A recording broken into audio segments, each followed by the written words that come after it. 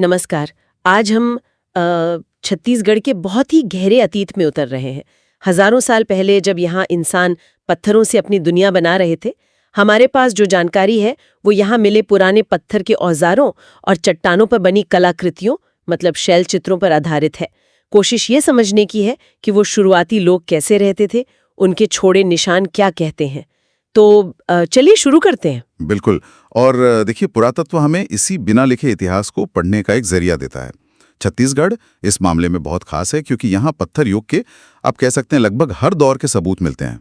ये यहाँ इंसानी बसाहट की बहुत लंबी कहानी बताते हैं। हाँ, स्रोत यही बताते हैं कि यहाँ पाषाण युग को 4 हिस्सों में देखा जाता है: पूर्व, मध्य, उत्तर और फिर नव पाषाण काल।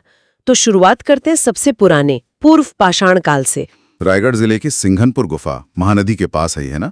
ये एक अहम जगह है। कहते हैं छत्तीसगढ़ का सबसे पुराना शैलाश्रय यही है। जी हाँ, सिंघनपुर। यहाँ काफी भारी भरकम मतलब पुराने किस्म के पत्थर के औजार मिले हैं, पर साथ में चट्टानों पर चित्र भी।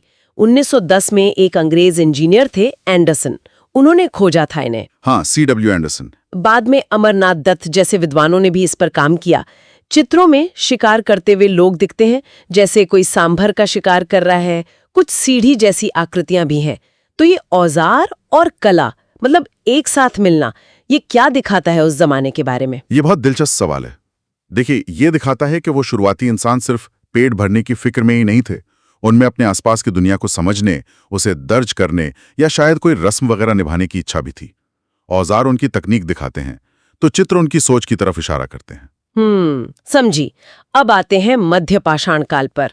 इसके लिए रायगढ़ का ही कबरा पहाड़ मशहूर है।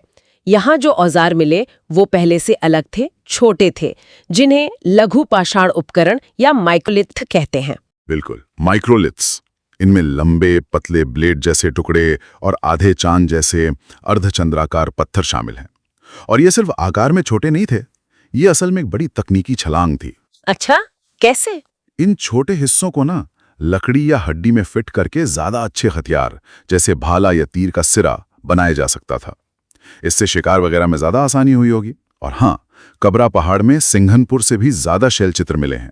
ज्यादा? वाह। हाँ, खासकर लाल रंग से बनी छिपकली, घड़ियाल, सांभर जैसी आकृतियां और कुछ ज्यामितीय डिजाइन भी हैं। तो मतलब तकनीक बदल रही थी और कला भी ज्यादा देखने को मिल रही थी। इसके बाद आया उत्तर पाषाण काल। इसके निशान कहाँ-कहाँ मिले हैं? इसके निशान धनपुर, जो अब गौरेला पेंड्रा मरवाही जिले में है, वहां मिले हैं। महानदी घाटी में भी और सिंघनपुर में भी। अच्छा, यहाँ क्या खास था? औजारों में या चित्रों में? देखिए, औजारों में शल्क फलक तकनीक मतलब फ्लेक ब्लेड टेक्नोलॉजी और बेहतर होती दिखती है। वो पत्थर से ज्यादा पतले धारदार टुकड़े और सफाई से निकालने लगे थे, बेहतर औजार बनाने के लिए। और शैल चित्रों में भी एक स्टाइल दिखता है।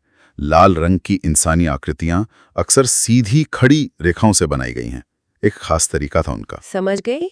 और फिर आता है वो दौर जिसने सब कुछ बदल दिया, नव पाषाण काल। हाँ, नियोलिथिक पीरियड। अर्जुनी, बालोद में, बोंटेला और चितवाड़ोंगरी, राजनांदगांव, टेरम, रायगढ़, ये जगहें बताती हैं कि इंसान अब सिर्फ शिकारी नहीं रहा। बिल्कुल, यहाँ से हमें खेती, पशुपालन और मिट्टी के बर्तन बनाने के शुरुआती सबूत मिलने लगते हैं। हाँ, मैंने पढ़ा कि डॉक्टर भगवान सिंह बघेल और डॉक्टर रमेंद्रनाथ मिश्र को अर्जुनी और चितवाड़ोंगरी से छेद वाले घिसे हुए चिकने पत्थर के औजार मिले हैं। जी, पॉलिश किए हुए औजार। शायद उनमें लकड़ी का हत्था लगाकर कुदाल या कुल्हाड़ी बनाते होंगे। हाँ, बहुत संभव है। ये छेद वाले पॉलिशदार औजार खेती की शुरुआत के पक्के संकेत माने जाते हैं। ये खेती और लकड़ी के काम में एक बड़ी तरक्की थी। यही वो समय था जब स्थायी बस्तियां बनने लगीं, घुमंतू जीवन कम होने लगा।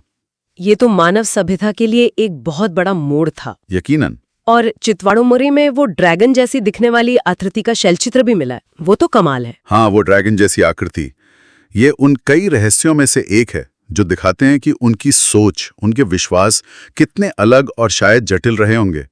जब आप पहली बार उन हजारों साल पुराने शैल चित्रों को देखते हैं ना, तो ऐसा लगता है जैसे इतिहास आपसे बात कर रहा हो। तो हमने देखा कि कैसे छत्तीसगढ़ का ये प्रागैतिहासिक सफर सिंघनपुर के शुरुआती शिकारियों से शुरू होकर चितवाड़ोंगरी की खेती करने वाली बस्तियों तक पहुंचता है। तकनीक और जीवन शैली में कितने गजब के बदलाव आए इस दौरान। सही कहा।